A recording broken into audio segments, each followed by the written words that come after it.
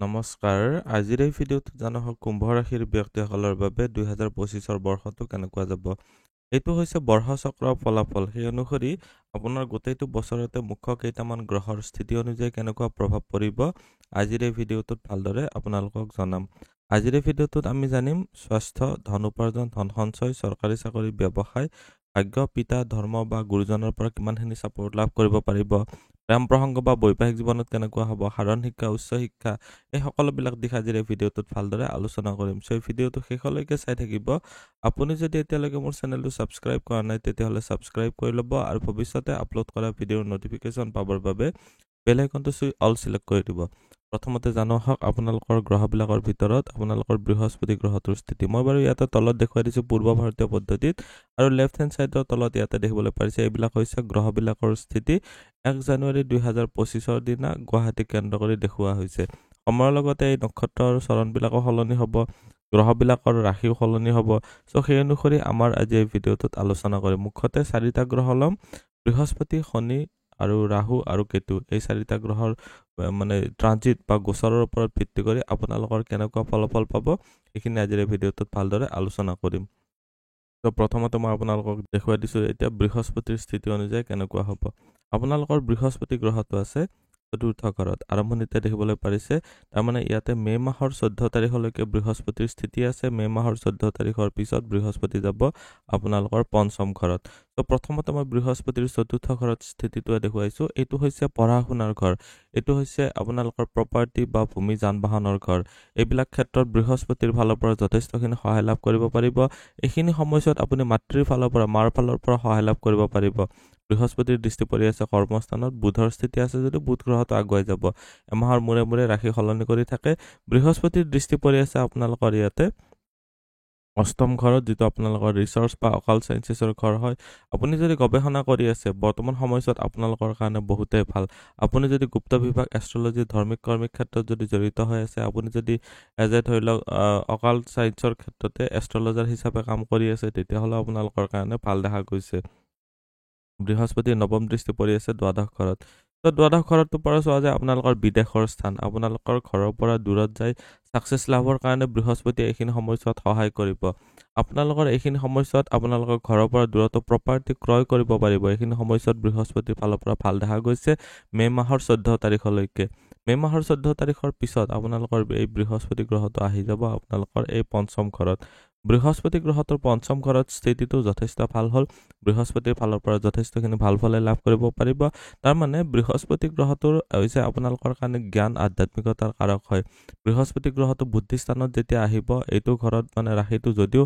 শত্ৰু ৰাশি হয় তথাপিও বৃহস্পতি গ্ৰহটো এইটো ঘৰৰ এটা যেহেতু অতি বিশিষ্ট কাৰক হয় বৰ্তমান সময়ত বহুতে ভাল ফল লাভ কৰিব পাৰিব বৃহস্পতিৰ ইয়াৰ পৰা দৃষ্টি পৰি আছে ভাগ্যস্থানত বৃহস্পতিৰ দৃষ্টি পৰি আছে ইনকামৰ ঘৰত আৰু বৃহস্পতিৰ দৃষ্টি পৰি আছে আপোনালোকৰ ৰাশিত তো বৰ্তমান সময়ত আপোনালোকে যথেষ্ট ভাল ফল লাভ কৰিব পাৰিব বৃহস্পতি ধৰ্মকৰ্মৰ ক্ষেত্ৰত দৃষ্টি থকাৰ কাৰণে এইখিনি সময়ত আপোনালোকে ধৰ্মকৰ্মৰ সৈতে জড়িত হোৱাটো দেখা যাব বৃহস্পতিৰ দৃষ্টি পৰি আছে ইনকাম বা ইচ্ছাপূৰ্তিৰ ঘৰত সব বৰ্তমান সময়ত ইচ্ছাপূৰ্তিৰ ক্ষেত্ৰত ভাল দেখা গৈছে বৃহস্পতিৰ দৃষ্টি পৰি আছে আপোনালোকৰ ৰাশিতে এইখিনি সময়ত যথেষ্টখিনি ভাল ফল লাভ কৰিবলৈ পাৰিব শনি গ্ৰহটোৰ স্থিতি আছে আপোনালোকৰ ৰাশিত সো বৰ্তমান সময়ত অলপ আপোনালোকৰ বডিলি ষ্টেমিনা ডাউন হ'ব পাৰে এইটো ক্ষেত্ৰত অকনমান আপোনালোকে ধ্যান ৰাখিব বাকি কোনো প্ৰবলেম নাই বৃহস্পতি গ্ৰহটোৱে মে মাহৰ 14 তাৰিখৰ পিছৰ সময়খিনিত আপোনালোকৰ কাৰণে অতি বিশিষ্ট কাৰক হৈ যাব বিশেষকৈ আপোনালোকৰ জ্ঞান বুদ্ধি ইচ্ছাপূৰ্তিৰ ক্ষেত্ৰত সন্মানত বৃদ্ধিৰ ক্ষেত্ৰত ভাল হ'ব আগৰ সময়ত বৃহস্পতি থাকিব ইয়াতে আৰু এনেকুৱাকৈ দৃষ্টি দি থাকিব তাৰ মাজতে অক্টোবৰৰ 18 তাৰিখৰ পৰা ডিসেম্বৰৰ 5 তাৰিখলৈকে সেইখিনি সময়ত বৃহস্পতি ইয়াতে কম্পিটিশনৰ ঘৰত আহিব সেইখিনি সময়ত কম্পিটিশনৰ ঘৰৰ পৰা আপোনালোকৰ কৰ্মস্থানত দৃষ্টি দিয়াব আৰু আপোনালোকৰ বৃহস্পতি গ্ৰহটোৰ দৃষ্টি আহিব আপোনালোকৰ ধনস্থানত আৰু বৃহস্পতিৰ দৃষ্টি আহিব আপোনালোকৰ ব্যৱসায় আপোনালোকৰ বিদেশৰ ঘৰত তো বৰ্তমান সময়ত আপোনালোকৰ ধন প্ৰাপ্তিৰ ক্ষেত্ৰতো ভাল দেখা গৈছে আপোনালোকৰ মুঠতে চাবলৈ গ'লে বৃহস্পতিৰ স্থিতি যথেষ্ট ভাল হ'ব 2025 বৰ্ষত সো আপোনালোকৰ সুখ সমৃদ্ধিৰ ক্ষেত্ৰত নিশ্চয় বৃদ্ধি কৰিবলৈ পাৰিব এতিয়া দেখুৱাই দিছো আপোনালোকৰ শনি গ্ৰহটোৰ স্থিতি শনি গ্ৰহটো এটা হৈছে কৰ্মকাৰক গ্ৰহ শনি গ্ৰহটোৰ ইয়াৰ পৰা দৃষ্টি পৰিছে পৰাক্ৰমৰ ঘৰত আপোনালোকৰ জীৱন সংগিনী বা ব্যৱসায়ৰ স্থানো হয় এইটো। আৰু শনি গ্ৰহটোৰ দশম দৃষ্টি পৰি আছে আপোনালোকৰ এইটো দশম ঘৰতে। দশম ঘৰটোৰ পৰা চোৱা যায় প্ৰফেচনেল ছাকচেছ, আপোনালোকৰ প্ৰফেচন বা বৃত্তি পেচা যিটো চোৱা হয়। শনি গ্ৰহটো মাৰ্চৰ 29 তাৰিখলৈকে ইয়াতে থাকিব। চ' এইখিনি সময়ছোৱাত এইকেইটা ঘৰ প্ৰভাৱিত কৰি আছে। লগ্ন বা ৰাশিত আপোনালোকৰ দুটাৰ ক্ষেত্ৰতে চাব পাৰে, কুম্ভ লগ্ন আৰু কুম্ভ ৰাশি দুটা ক্ষেত্ৰতে চাব পাৰে।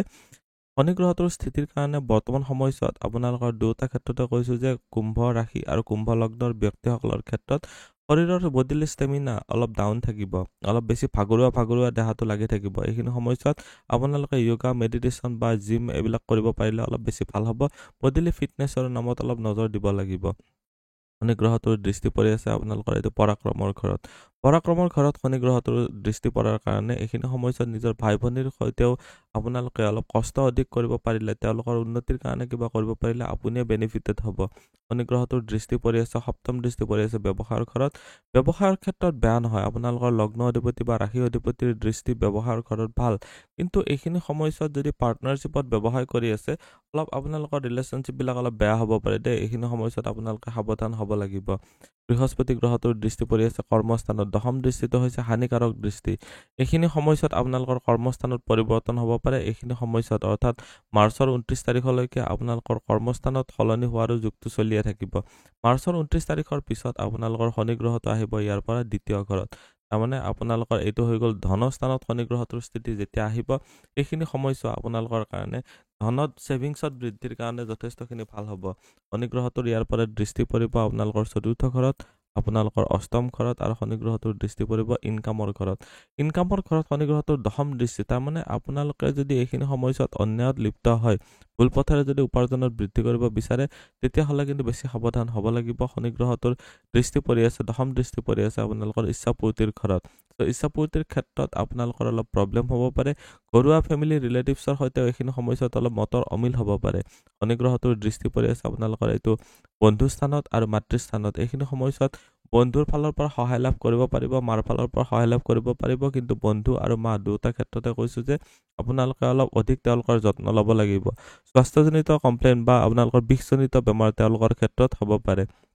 শনি গ্ৰহটোৰ সপ্তম দৃষ্টি পৰি আছে মাৰ্চৰ 29 তাৰিখৰ পিছৰ সময়ছোৱাত অষ্টম ঘৰত। যদি আপোনালোকে গৱেষণাৰ ক্ষেত্ৰত জড়িত হৈ আছে বা গুপ্ত বিভাগ, এষ্ট্ৰলজি, ধৰ্মিক কামৰ সৈতে জড়িত হৈ আছে, যদি মেডিটেশ্যন এনেকুৱা ধৰণৰ আপোনালোকে য়োগা বা টিচাৰ হিচাপে যদি কাম কৰি আছে, তেতিয়াহ'লে আপোনালোকৰ ক্ষেত্ৰত এইখিনি সময়ছোৱাত অলপ ষ্ট্ৰাগল পিৰিয়ড হ'ব। মানে অলপ আপ ডাউন বা ফ্লাকচুৱেশ্যন দেখা গৈছে। বৰ এটা মন্থৰ গতিটোও নহয় বা বৰ স্পীডো নলয়, কিন্তু আপ ডাউন বা ফ্লাকচুৱেশ্যন অলপ বাঢ়িব। ৰাহু আৰু কেতুৰ স্থিতিটো দেখুৱাই দিছোঁ, তাৰপিছত মই আপোনালোকৰ গোটেইখিনি ফলাফল কৈ দিম। ৰাহু আছে মে' মাহৰ 29 তাৰিখলৈকে ইয়াতে, আৰু কেতু আছে মে' মাহৰ 29 তাৰিখলৈকে ইয়াতে। ৰাহুৰ দৃষ্টি পৰিব ইয়াতে। মই বাৰু সপ্তম দৃষ্টিটো ইয়াতে ধৰা নাই, কাৰণ কেতু আছে। ৰাহুৰ নৱম দৃষ্টি পৰি আছে কৰ্মস্থানত। যদি অনাতাঁৰ মাধ্যম বা ৱায়াৰলেছ কমিউনিকেশ্যন বা ডিজিটেল যিবিলাক মাধ্যম হয়, এইবিলাক ক্ষেত্ৰত যদি জড়িত হৈ বা জড়িত হ'ব বিচাৰি আছে, আপোনালোকৰ কাৰণে ৰাহুৰ ফালৰ পৰা যথেষ্টখিনি ভাল ফল লাভ কৰিবলৈ পাৰিব। ৰাহুৰ স্থিতি যিহেতু আপোনালোকৰ দ্বিতীয় ঘৰত আছে, দ্বিতীয় ঘৰটোৰ পৰা চোৱা যায় ফেমিলি ৰিলেটিভছ। ত' ফেমিলি ৰিলেটিভছৰ ক্ষেত্ৰত এইখিনি সময়ছোৱাত কনফিউজন ক্ৰিয়েট হ'ব পাৰে। মনৰ কিছুমান সন্দেহ বা সংশয় ভাবৰ কাৰণে এইখিনি সময়ছোৱাত আপোনালোকৰ ফেমিলি বা ৰিলেটিভছৰ সৈতেও মনোমালিন্য হ'ব পাৰে। চ' আপোনালোকে সাৱধান হ'ব লাগিব মে' মাহৰ 29 তাৰিখলৈকে।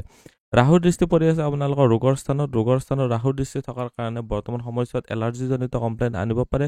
কৰ্মস্থানত ৰাহুৰ দৃষ্টি থকাৰ কাৰণে প্ৰফেচনেল ক্ষেত্ৰত আপোনালোকৰ মনৰ উচ্চ অভিলাষৰ কাৰণে কিন্তু কেতিয়াবা হলঠাকতো পৰিব পাৰে। অলপ সাৱধান হ'ব লাগিব। আপোনালোকৰ ঘৰুৱা ক্ষেত্ৰত একজেক্টলি ক'বলৈ গ'লে বেয়া নহয়, কিন্তু কনফিউজন ক্ৰিয়েট কৰাই থাকিব। এইটো গ্ৰহটো এটা মুখ্যৰ কাৰক গ্ৰহ হয়, মুখ্য ত্ৰিকোণতে আছে, আৰু দুটা মুখ্য ত্ৰিকোণৰ বাকী দুটা ঘৰতো দৃষ্টি দি আছে, আৰু বৃহস্পতি মুখ্য ত্ৰিকোণত আছে। এইটো এটা ধৰ্ম কৰ্মৰ ক্ষেত্ৰত বিশেষকৈ ভাল হ'ল। আপোনালোকে যদি কৰ্মিক ক্ষেত্ৰত য়োগা, মেডিটেশ্যন বা আপোনালোকে যদি ধাৰ্মিক ক্ষেত্ৰত আপোনালোকে সিদ্ধি প্ৰাপ্তিৰ ক্ষেত্ৰত ভাবি আছে, তেতিয়াহ'লেও আপোনালোকৰ কাৰণে এইটো সমস্যা বিশেষকৈ ভাল হ'ব। বৃহস্পতিৰ ফালৰ পৰা আশীৰ্বাদ পাব পাৰিব। শনি গ্ৰহটোৰ দৃষ্টি যিহেতু অহা নাই, চ' এইটো এটা বিশেষ ভাল স্থিতি হ'ব। শনি গ্ৰহটোৰ স্থিতি অৱশ্যে মাৰ্চৰ 29 তাৰিখৰ পিছত আহিব।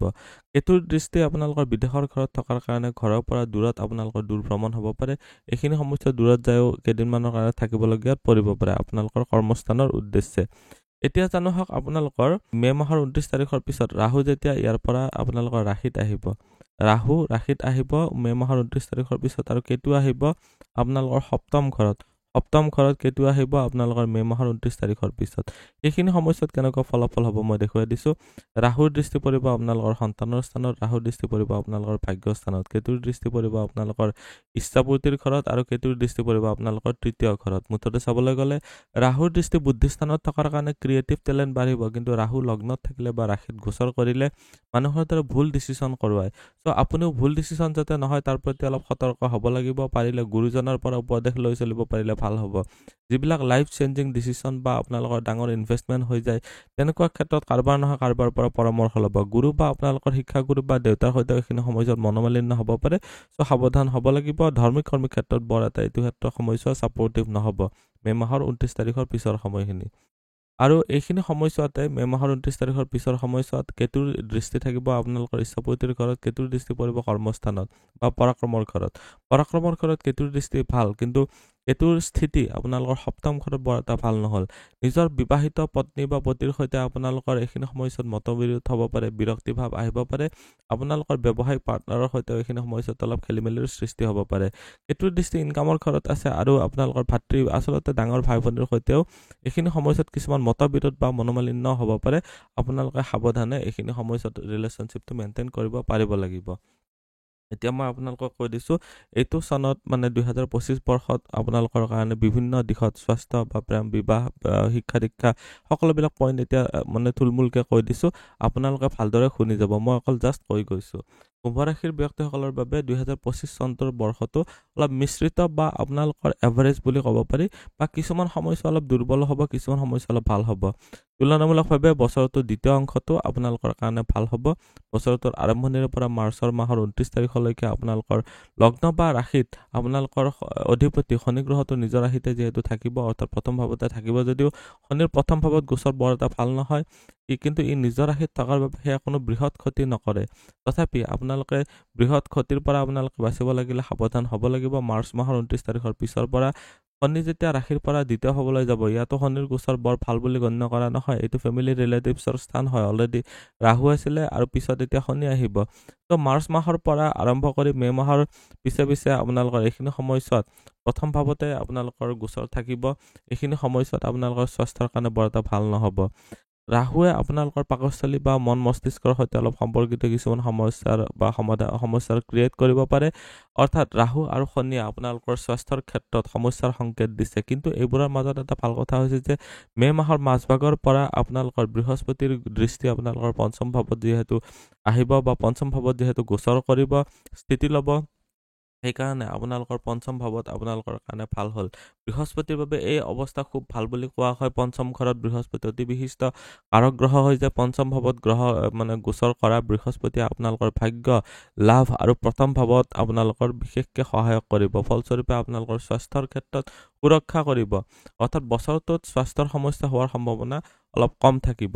এইখিনি সময়ছোৱাত আপোনালোকৰ মস্তিষ্ক বা মুখ বা আপোনালোকৰ পাকস্থলী আৰু বহু সম্পৰ্কিত কিছুমান বেলেগ টাইপৰ আৰু সমস্যা দেখা দিব পাৰে। কিন্তু মে' মাহৰ মাজৰ পৰা অৰ্থাৎ মে' মাহৰ 14 তাৰিখৰ পিছলৈকে সমস্যাবোৰ কম হ'বলৈ ধৰিব আৰু আপোনাৰ জীৱনটো অলপ মধুময় বা আনন্দপূৰ্ণ হ'ব। আমি ক'ব পাৰোঁ যে এইটো চনৰ দ্বিতীয় ভাগটো আপোনালোকৰ স্বাস্থ্যৰ কাৰণে দৃষ্টিকোণত অলপ ভাল হ'ব। তথাপি বৰ্ষটো অলপ গোটেই বছৰটোৱে আপোনালোকৰ স্বাস্থ্যৰ প্ৰতি অলপ সতৰ্কতা অৱলম্বন কৰিব লাগিব। এতিয়া জানো আপোনালোকৰ শিক্ষা দীক্ষাৰ ক্ষেত্ৰত কেনেকুৱা। শিক্ষাৰ ক্ষেত্ৰতো বছৰটোৰ মান গড়ৰ পৰা মানে এভাৰেজৰ পৰা অলপ উন্নত ফলাফল, শ্লাইটলি এবাভ এভাৰেজ আপোনালোকে ৰিজাল্ট পাব পাৰিব। বৰ্ষৰ আৰম্ভণিৰ পৰা মে' মাহৰ মাজভাগৰ পৰ্যন্ত উচ্চ শিক্ষা সম্বন্ধীয় ক্ষেত্ৰত বৃহস্পতি চতুৰ্থ ভাৱত থাকি আপোনালোকৰ কাৰণে আপোনালোকৰ দশম আৰু দ্বাদশ ঘৰত ভাৱ পৰীক্ষা কৰিব। এই অৱস্থাত পেছাগত যিবিলাক বা বৃত্তিমূলক যিবিলাক শিক্ষা গ্ৰহণ কৰে ছাত্ৰ ছাত্ৰীসকলে বেছি ভাল ফল লাভ কৰিবলৈ পাৰিব। যিসকলে ইকনমিক্স বা আপোনালোকে ফাইনেন্সিয়েল ক্ষেত্ৰত পঢ়ি আছে তেওঁলোকৰ কাৰণে অধিক ভাল হ'ব। জন্মস্থানৰ পৰা আঁতৰি থকাৰ বাবে আপোনালোকে পঢ়া শুনা কৰা বা বিদেশত গৈ পঢ়া শুনা ছাত্ৰ ছাত্ৰীসকলে শুভ ফল লাভ কৰিবলৈ পাৰিব। গৱেষণা কৰা ছাত্ৰ ছাত্ৰীসকলেও ভাল ফল লাভ কৰিবলৈ পাৰিব। 2025 বৰ্ষত কুম্ভ ৰাশিৰ ব্যক্তিসকলৰ কাৰণে পিছৰ ভাগটো বছৰটোৰ মে' মাহৰ মানে 29 তাৰিখৰ পিছৰ সময়ছোৱাত ছাত্ৰ ছাত্ৰীসকলৰ বাবে ভাল পৰিসৰে প্ৰদৰ্শন হ'ব। এইখিনি সময়ছোৱাত ভাল ৰিজাল্ট কৰিব পাৰিব। প্ৰাথমিক শিক্ষা গ্ৰহণ কৰা ছাত্ৰ-ছাত্ৰীসকলে উচ্চ শিক্ষা গ্ৰহণ কৰাৰ ক্ষেত্ৰতো সকলো ক্ষেত্ৰতে ভাল ফল লাভ কৰিবলৈ পাৰিব। বিশেষকৈ কলা আৰু সাহিত্যৰ সৈতে জড়িত ছাত্ৰ-ছাত্ৰীসকলে আৰু অধিক উত্তম ফলাফল লাভ কৰিবলৈ পাৰিব। অৰ্থাৎ এই বছৰত আপোনালোকৰ স্বাস্থ্য ভালে থাকে যদি আপুনি শিক্ষাগত ক্ষেত্ৰতো ভাল ফলাফল লাভ কৰিবলৈ পাৰিব। সেয়া নহ'লে স্বাস্থ্যৰ পৰ্যায়ে আপোনালোকৰ যদি দুৰ্বল হৈ থাকে আপুনি ভাল এটা ফলাফলতো আপোনালোকৰ ব্যৰ্থ হ'ব পাৰে। এতিয়া জানো আপোনালোকৰ ব্যৱসায়ৰ ক্ষেত্ৰত আপোনালোকৰ মিডিয়ামটো মানে অলপ বেটাৰ ৰিজাল্ট বুলি ক'ব পাৰি, আপোনালোকৰ কাৰণে ভাল। আপোনালোকে যদি ভাল এটা খাতা মেইনটেইন কৰে, ব্যৱসায়ৰ ক্ষেত্ৰত কিমান খৰচ হৈছে, কিমান আহিছে বা কিমান পালোঁ, এইখিনি যদি ভালদৰে মেইনটেইন কৰে বা আৰু পৰিশ্ৰম যদি কৰে, আপোনালোকৰ পৰিকল্পনাৰ সৈতে যদি কাম কৰে, তেতিয়াহ'লে যথেষ্ট ভাল ফল লাভ কৰিবলৈ পাৰিব। বছৰটোৰ আৰম্ভণিৰে পৰা মাৰ্চ মাহৰ 29 তাৰিখলৈকে শনিৰ দৃষ্টি থকাৰ কাৰণে ব্যৱসায়ৰ ক্ষেত্ৰত কিছুমান আপোনালোকৰ মনোমালিন্য হ'ব পাৰে, কিন্তু পিছৰ সময়ছোৱাত ব্যৱসায়ত অধিক গতি লাভ কৰিব পাৰিব। লাভৰ ক্ষেত্ৰত কিছুমান কঠিনতা থাকিলেও কাম চলি থাকিব। আপোনালোকে দেৱগুৰু বৃহস্পতিৰ দৃষ্টি মে' মাহৰ 14 তাৰিখৰ পৰা আপোনালোকৰ যিহেতু দশম ভাৱলৈকে থাকিব এইটো সময়লৈকে, এইখিনি সময়ছোৱাত আপোনালোকৰ ব্যৱসায়ৰ ক্ষেত্ৰত সহায় কৰিব। আপোনালোকৰ যিখিনি জ্ঞান বা আপোনালোকৰ বুদ্ধিমত্তা সেইটোৰে আপোনালোকে নিশ্চয় বেনিফিট পাৰিব। মে' মাহৰ মাজভাগৰ পৰা অৰ্থাৎ মে' মাহৰ 14 তাৰিখৰ পিছৰ সময়ছোৱা আপোনালোকৰ পৰিকল্পনা আৰু অধিক সফল হ'ব। আপোনালোকৰ প্ৰদৰ্শন আৰু বেছি ভাল ফল লাভ কৰিবলৈ পাৰিব। বুধৰ গোচৰ এইটো বছৰত সাধাৰণভাৱে আপোনালোকৰ পক্ষতে থাকিব। দশম ভাৱত ৰজা মংগলৰ সৈতে আপোনালোকৰ যদি বুধৰ গোচৰ হয় তেতিয়া এইখিনি সময়ছোৱাত আৰু মান উন্নত হ'ব। এইদৰে আমি ক'ব পাৰোঁ যে ব্যৱসায়ৰ ক্ষেত্ৰত এই বছৰটো আপোনালোকৰ ফলাফল সাধাৰণ বা এভাৰেজতকৈ স্লাইটলি অলপ বেটাৰ থাকিব। এতিয়া জানো আপোনালোকৰ চৰকাৰী চাকৰিৰ ক্ষেত্ৰত এইটো বছৰত চৰকাৰী চাকৰিৰ ক্ষেত্ৰত চালে 2025 বৰ্ষটোত আপোনাৰ মোটামুটি ভালে দেখা যাব। বছৰটোৰ ষষ্ঠ ভাৱত দীঘলীয়া সময়লৈকে কোনো ধৰণৰ নিগেটিভ গ্ৰহৰ প্ৰভাৱ নাথাকিব। সেইকাৰণে এইখিনি সময়ছোৱাত চাকৰিৰ কাৰণে ভাল এটা সময় থাকিব। আপোনালোকৰ পৰিশ্ৰমৰ ফলটো এইখিনি সময়ছোৱাত পাব। যদিও দ্বিতীয় ভাৱত বৰ্ষটোৰ আৰম্ভণিৰ পৰা মে' মাহৰ পৰ্যন্ত ৰাহুৰ প্ৰভাৱ যিহেতু থাকিব আৰু মাৰ্চ মাহৰ পৰা আগলৈকে শনিৰ প্ৰভাৱ থাকিব, কুম্ভ ৰাশিৰ 2025 চনৰ মতে এই পৰিস্থিতি দেখুৱাইছে। তো সকলো ক্ষেত্ৰতে কিছুমান সৰল আৰু মসৃণ ধৰণে আপোনালোকে যদি চলিব পাৰে তেতিয়াহ'লে আপোনালোকৰ কাৰণে এতিয়াতো বেছি ভাল ৰিজাল্ট কৰিব পাৰিব। কিন্তু কোনো ধৰণৰ বৃহৎ বাধাৰ সৃষ্টি নহয়, এইখিনি সময়ছোৱাত চিন্তা নকৰিব। এইটো বছৰত আপোনালোকৰ কথাৰ ধৰণৰ ওপৰত কিছু ধৰণৰ অধিক পৰিশ্ৰম কৰিব লাগিব। ক'ত কেনেকুৱাকৈ কিমানখিনি সহকৰ্মীৰ সৈতে আপোনালোকৰ সম্পৰ্ক ভাল এটা ৰিলেশ্যনশ্বিপ মেইনটেইন কৰিবৰ কাৰণে চাব লাগিব। চাকৰিত আনন্দ আপোনালোকৰ থাকিব। ছিনিয়ৰ আৰু বছৰ সৈতে কথা পাতোতে উপযুক্ত শব্দৰ ব্যৱহাৰ এইটো আপোনালোকৰ কাৰণে অতি গুৰুত্বপূৰ্ণ হ'ব। আপোনালোকৰ সৰু বাছনিৰ ওপৰত অলপ গুৰুত্ব দিয়াৰ পৰিসৰে আপোনালোকৰ চাকৰিৰ ক্ষেত্ৰত সাধাৰণভাৱে ভাল চলি থাকিব। যদি আপুনি চাকৰি সলনি কৰিবলৈ ইচ্ছুক তেন্তে এই ক্ষেত্ৰতো বৰ্ষটো সাধাৰণভাৱে সহায়কাৰী হ'ব। যদিও আপোনালোকৰ দায়িত্ব পালন কৰাটো আপোনালোকৰ কাৰণে ভাল কথা হ'ব, কিন্তু অন্যৰ প্ৰশংসাৰ বাবে আপোনালোকৰ স্বাস্থ্যৰ উপেক্ষা কৰা নহ'ব। তাৰমানে আনৰ পৰা প্ৰশংসা পাবৰ কাৰণে অধিক কষ্ট কৰি স্বাস্থ্যৰ হাৰ্ম নকৰিব। অৰ্থাৎ কাম কৰক, আপোনালোকৰ দায়িত্ব পালনৰ ক্ষেত্ৰত সচেতন হওক, কিন্তু আপোনালোকৰ স্বাস্থ্য আৰু শাৰীৰিক ক্ষমতাৰ নিয়ন্ত্ৰণত ৰাখিহে আপোনালোকৰ দায়িত্বভাৰটো গ্ৰহণ কৰা উচিত। অৰ্থনৈতিক পৰিসৰটো চালে এইটো বছৰত বহুত ভালে ৰিজাল্ট পাব পাৰিব। আয়ৰ দৃষ্টিকোণৰ পৰা আলোচনা যদি কৰোঁ, আপোনালোকৰ বছৰটো দ্বিতীয় ভাগটো আয়ৰ ক্ষেত্ৰত অলপ বেছি ভাল শুভপ্ৰদায়ক হ'ব। আপোনালোকৰ বছৰটোৰ আৰম্ভণিৰে পৰা মে' মাহৰ 14 তাৰিখলৈকে আপোনালোকৰ লাভৰ স্বামী যিহেতু আপোনালোকৰ থাকিব, সেয়েহে আপোনালোকৰ সাধাৰণ আয়ৰ ফল আপোনালোকে দিব পাৰিব। কিন্তু মে' মাহৰ মাজভাগৰ পৰা লাভ ভাৱৰ স্বামী অৰ্থাৎ আপোনালোকৰ বৃহস্পতি গ্ৰহটো পঞ্চম ঘৰত যেতিয়া যাব, আপোনালোকৰ লাভৰ ক্ষেত্ৰত তেতিয়া ডাইৰেক্টলি বৃহস্পতিৰ দৃষ্টি আহিব আৰু এইখিনি সময়ছোৱাত আয়ৰ দৃষ্টিকোণৰ ফালৰ পৰা আপোনালোকৰ বছৰটোৰ দ্বিতীয় ভাগ অলপ বেছি ভাল হ'ব। মে' মাহৰ 14 তাৰিখৰ পিছৰ সময়ছোৱা বেছি ভাল হ'ব। সংৰক্ষণৰ দৃষ্টিকোণৰ পৰা বছৰটো অলপ দুৰ্বল হ'ব, ছেভিংছৰ ক্ষেত্ৰত অলপ দুৰ্বল হ'ব পাৰে। মাৰ্চ মাহৰ পৰা মে' মাহৰ মাজভাগত এইখিনি সময়ছোৱাত ৰাহু আৰু শনিৰ যুতি বহিব দ্বিতীয় ঘৰত, ধনস্থানৰ ক্ষেত্ৰত অলপ অৱনমিত কৰিব পাৰে। অলপ বেছিকৈ সাৱধান হ'ব লাগিব। এপ্ৰিল আৰু মে' এই দুটা মাহত আপোনালোকে অধিক সাৱধান হ'ব লাগিব। সেয়া নহ'লে বছৰটোত সংৰক্ষণ কৰা কিছুমান ধৰি লওক ধন আপোনালোকৰ এইখিনি সময়ছোৱাতে খৰচ হৈ যাব। আয়ৰ দৃষ্টিকোণত সাধাৰণভাৱে ভাল হ'লেও সংৰক্ষণৰ দৃষ্টিকোণত এই দুটা মাহ অলপ দুৰ্বল বুলি ক'ব পাৰি। সেয়েহে অৰ্থনৈতিক দিশৰ পৰা এই বছৰটোৰ গড় ফলাফল আপোনালোকে পাব পাৰিব। এতিয়া জানো আপোনালোকৰ প্ৰেম জীৱনৰ ক্ষেত্ৰত, আপোনালোকৰ প্ৰেমৰ ক্ষেত্ৰত চাবলৈ গ'লে এই বৰ্ষটো মিডিয়াম টু এভাৰেজ বুলি ক'ব পাৰি। ধৰি লওক আপোনালোকৰ আপ ডাউন বা ফ্লাকচুৱেশ্যন থাকিব, এই ভাল এই বেয়া এনেকুৱা অলপ চলি থাকিব। পঞ্চম ভাৱৰ স্বামী বুধ গ্ৰহটোৰ গোচৰ বছৰটোৰ অধিকাংশ সময় আপোনালোকৰ পক্ষে থাকিব। আপোনালোকৰ প্ৰেমৰ সম্পৰ্কৰ কাৰক গ্ৰহ শুক্ৰ গ্ৰহটোৰো বৰ্ষটোৰ অধিকাংশ সময় অনুকূলে ফল দিয়াব। এইটো বছৰত কোনো ধৰণৰ নিগেটিভ গ্ৰহৰ প্ৰভাৱ পঞ্চম ঘৰত দীঘলীয়া সময়ৰ বাবে নাই। আপোনালোকে চিন্তা কৰিব নালাগে। কিছুমান পণ্ডিতৰ মতে ৰাহুৰ পঞ্চম দৃষ্টি গণ্য কৰে। সেইমতে আপোনালোকৰ মে' মাহৰ পিছৰ পৰা আপুনি সজাগতা আৰু সন্দেহৰ ফলত আপোনালোকৰ সম্পৰ্কত কিছুমান ধৰি লওক চাপৰ হ'ব পাৰে, মানে ধৰি লওক আপ ডাউন হ'ব পাৰে। তাৰমানে ৰাহুৰ দৃষ্টি থাকিলে কনফিউজন ক্ৰিয়েট হয়। আপোনালোকক অলৰেডি কৈছোঁ। চ' মে' মাহৰ মাজভাগৰ পিছত বছৰটোৰ আপোনালোকৰ বৃহস্পতিৰ যিহেতু গোচৰ হ'ব, প্ৰেম সম্বন্ধৰ ক্ষেত্ৰত বিবাহৰ ক্ষেত্ৰতো আপোনালোকৰ কাৰণে ভাল হ'ব। কুম্ভ ৰাশিৰ ব্যক্তিসকলৰ কাৰণে মাজে মাজে কিছুমান সমস্যা দেখা দিব যদিও এইটো বছৰত প্ৰেম সম্বন্ধৰ ক্ষেত্ৰত ভাল ফলাফল গড়ৰ পৰা অলপ স্লাইটলি বেটাৰ বুলি ক'ব পাৰি, এভাৰেজতকৈ স্লাইটলি বেটাৰ বুলি ক'ব পৰা যায়।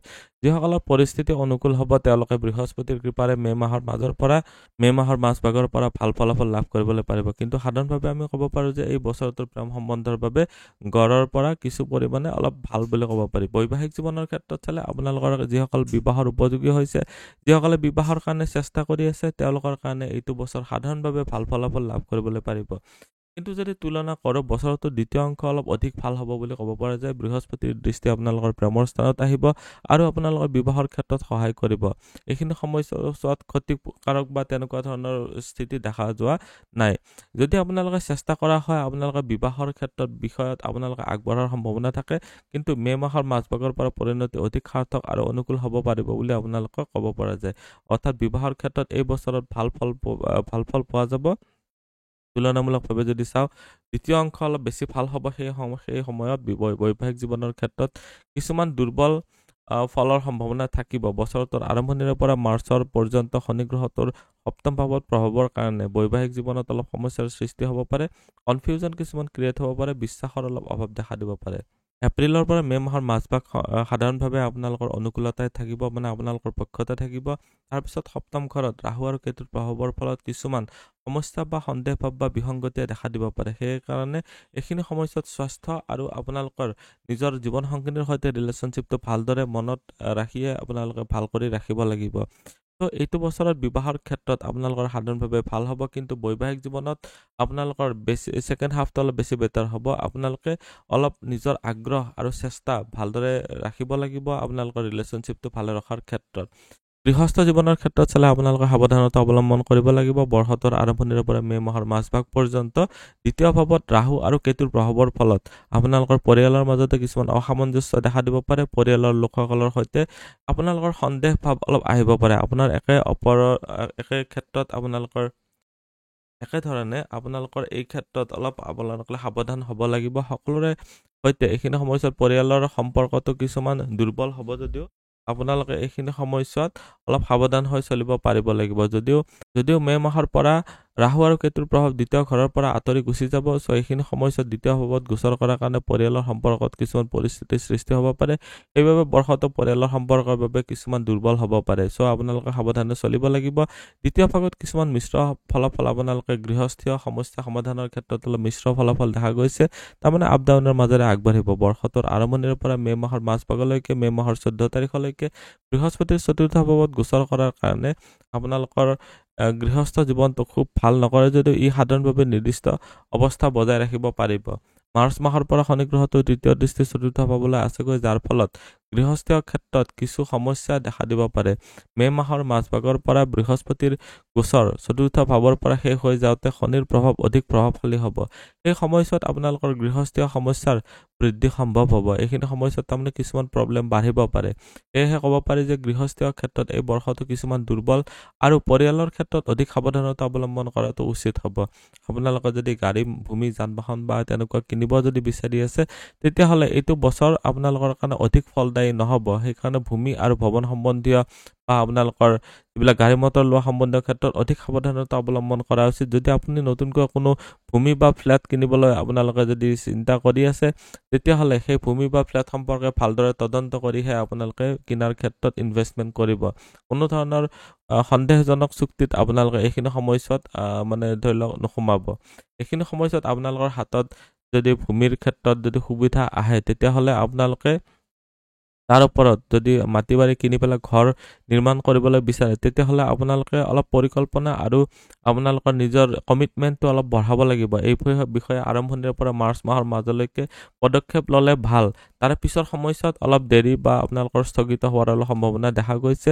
বাহনৰ ক্ষেত্ৰত শুক্ৰ গ্ৰহটোৰ গোচৰ গ্ৰহটোৰ বছৰটোৰ অধিকাংশ সময়ে আপোনালোকৰ পক্ষতে থাকিব। সেয়েহে গাড়ী মটৰ কিনাৰ ক্ষেত্ৰত বৰ মেজৰ প্ৰব্লেম নাই, কিন্তু মাটি বাৰী কিনোতে অলপ বেছি সাৱধান হ'ব লাগিব। কিন্তু বাজেটৰ পৰা অধিক খৰচ কৰি এইখিনি সময়ছোৱাত প্ৰব্লেম কিছুমান নিজে মাতি নানিব।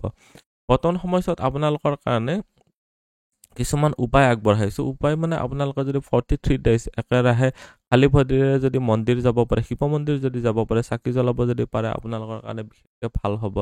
এইখিনি সময়ছোৱাত বাৰু আৰু কিছুমান প্ৰতিকাৰ কৰিলেও কিন্তু কমন প্ৰতিকাৰ দিব পৰা নাযাব, কাৰণ গ্ৰহবিলাকৰ স্থিতি অলপ মানে খেলি মেলি হৈ আছে। আপোনালোকৰ জন্মকুণ্ডলী অধ্যয়ন কৰিহে কিছুমান প্ৰতিকাৰ দিব পৰা যাব। আজিৰ এই ভিডিঅ'টো 2025 বৰ্ষত কুম্ভ ৰাশিৰ ব্যক্তিসকলৰ বাবে কেনেকুৱা যাব গোটেইখিনি জানিলোঁ। ভিডিঅ'টো চাই কেনেকুৱা লাগিলে কমেণ্টত নিশ্চয় জনাব। আপুনিও যদি আপোনাৰ বিষয়ে জানিব বিচাৰে তেতিয়াহ'লে হোৱাটছএপত কণ্টেক্ট কৰিব পাৰে। ধন্যবাদ। এইটো ভিডিঅ'ত আগবঢ়োৱা জ্ঞানখিনিৰ পৰা যদি আনৰো উপকাৰ হ'ব ভাবে তেনেহ'লে বন্ধুবৰ্গ, আত্মীয় স্বজন আৰু চিনাকি মানুহৰ সৈতে শ্বেয়াৰো কৰিব। আপোনালোকে নেক্সট ভিডিঅ' কিহৰ ওপৰত চাব বিচাৰে কমেণ্টত জনাব। ধন্যবাদ।